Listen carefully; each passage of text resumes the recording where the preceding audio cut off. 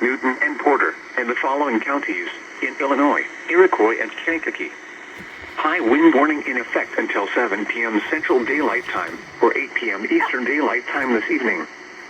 Southwest winds gusting to 60 miles per hour. The areas affected include portions of northern Illinois and northwest Indiana. The hazardous conditions are expected until 7 p.m. Central Daylight Time, or 8 p.m. Eastern Daylight Time this evening. The following impacts are expected. Damaging winds will blow down trees and power lines. Widespread power outages are possible.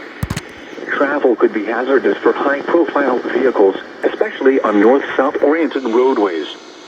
People should avoid being outside in forested areas and around trees and branches. If possible, remain in the lower levels of your home during the windstorm and avoid windows. Use caution if you must drive.